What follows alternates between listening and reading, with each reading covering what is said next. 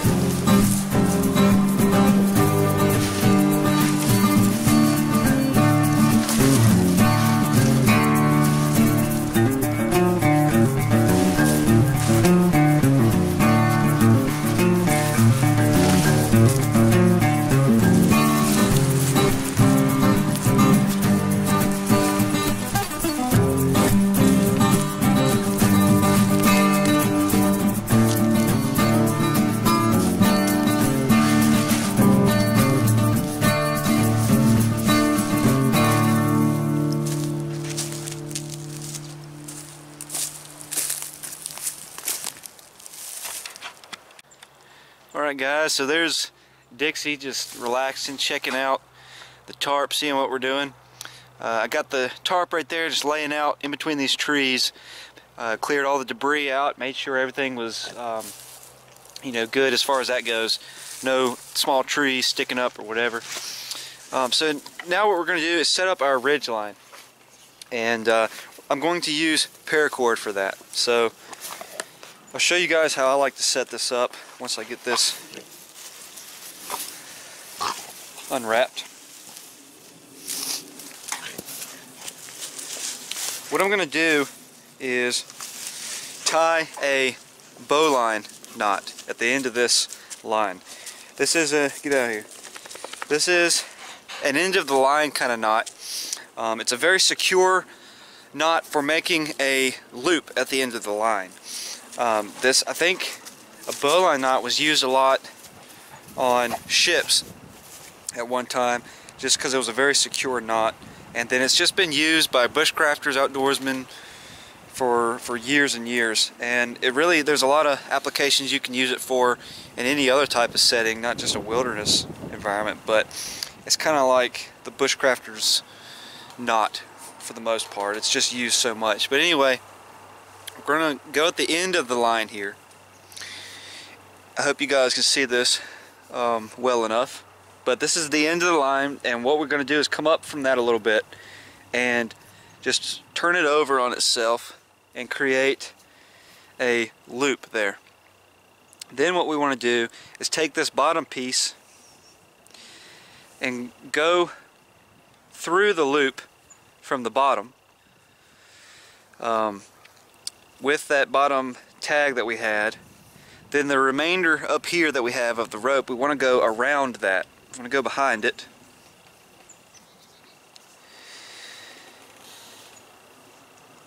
This is kind of difficult to do, but go around that and then back through that loop that we created. And then when we pull that tight, dress everything up, we have a bowline knot right here and a bowline loop. And you know that you've made a proper bowline knot when the tag ends out here is kind of sticking up. And also if it doesn't slip on you either way, if you pull it either direction and it doesn't slip, then you know you've made a proper bowline knot. Okay, so made myself a little bit of a bigger loop there. As you can see, there's much more of the tag sticking out. So what I'm going to do is I'm going to go around this tree here. Yeah, if you can see it. I'm going to go around the tree, and then I'm just going to take the other end of my paracord and run it through the loop that we have.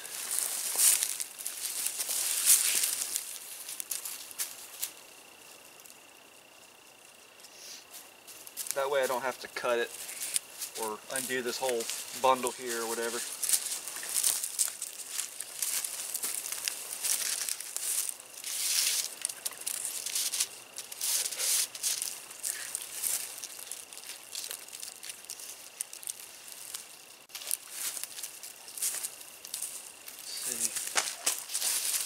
I might come up over this limb here.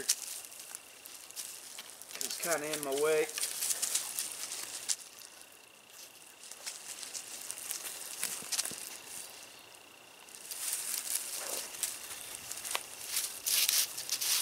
And I'm just going to come up about head height, I think. For me, I'm kind of short, so it might be shorter.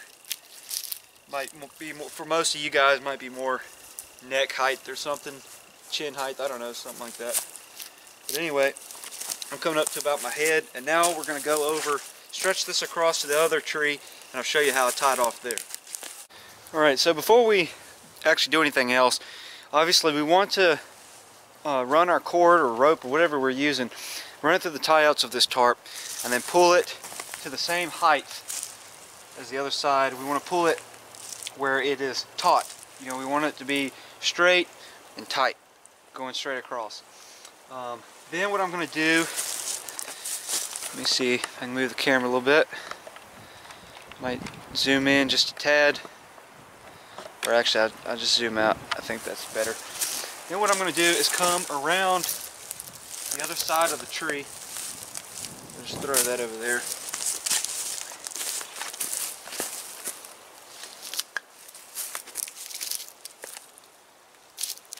Grab the other end, right here, like that. Then what I'll do is, in this line going across, I'll stop it probably somewhere back about here, and then I'll turn a loop in the knot right here. Create a loop in the middle of this line.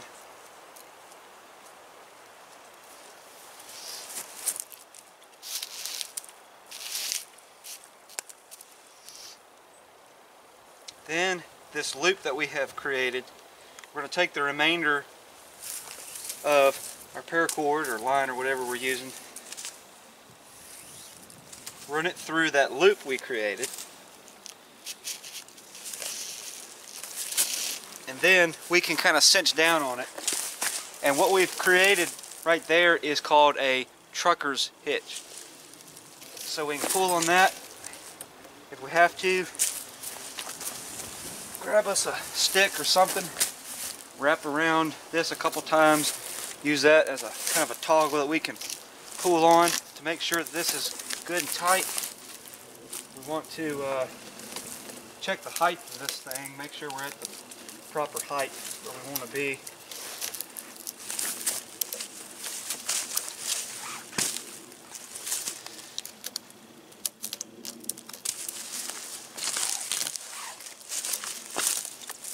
Then at that point, we can just tie ourselves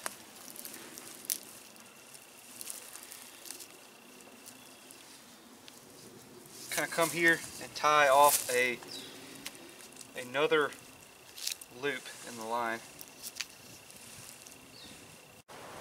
So the way the landscape is sort of set, it goes back into a hill, kind of goes down a hill, and then on one side there's kind of a little drop off, so it makes it a little uneven. So I'm not able to really set up this tarp in the dead center between these trees, so I'm gonna have to kind of shift over to the right a little bit anyway. So what I'm gonna do is just utilize this loop that we have here. You know, it may make it a little bit may give it a little extra step as far as undoing this. But what I'm going to do is just utilize that loop there and kind of tie that off. Nothing special or fancy, just a couple loops here and there, like a half hitch or whatever, with this loop going through the corner tie out. And we still have a loop here that we can hang stuff from, but that way it just, you know, the corner tie out is pretty secure. Okay, so now that we've got our other side tied off over there, we want to pull the other corner over here good. We want this to be good and tight as well. So what I'm going to do is take just a scrap piece of paracord here. I've doubled it over so we've got kind of a loop, and I'm going to come down on the line here a little bit, pull this through, and then I'm going to pass back over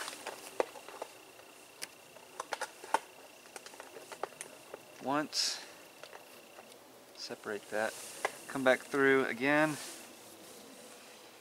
and then maybe one more time. And then we'll pull down on those right there, just like we were doing a lark's head knot, but we've got, you know, more wraps around it that way, and that's really kind of created basically what's called a prusik knot. I may have done this slightly incorrectly, but I believe that's the way you do it. Then what I'm just going to do is just take those two tag ends right there,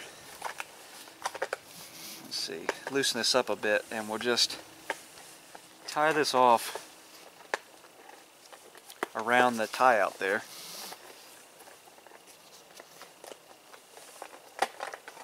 Nothing real fancy or over complicated.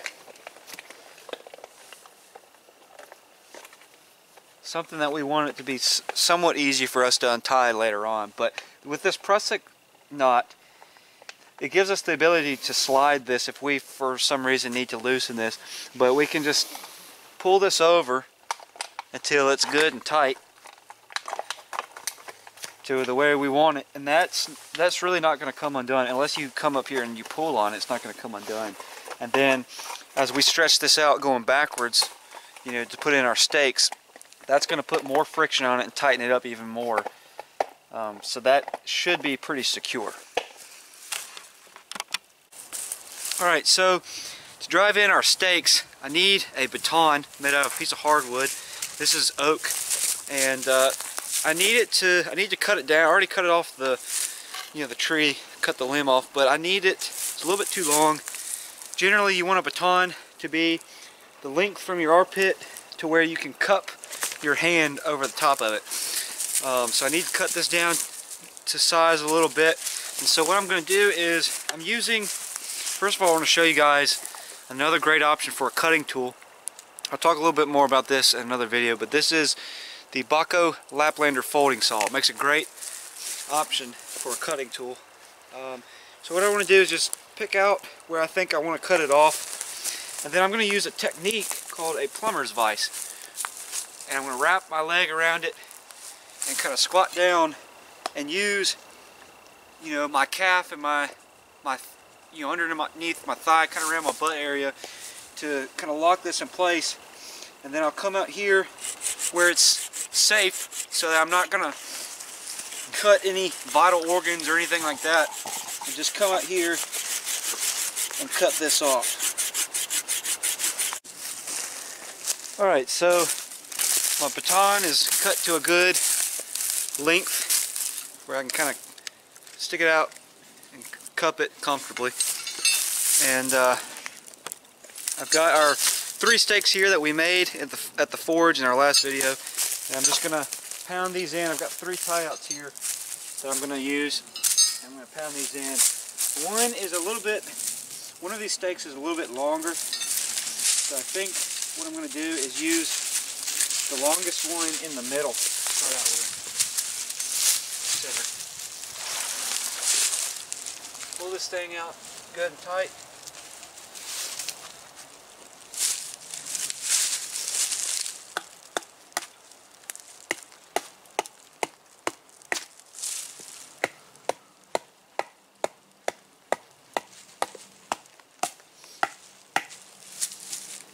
That should hold it pretty good right there, I would think. Now we'll just do the other sides. Pull them out as well. Do these other 2 sides, and I'll show you what it looks like.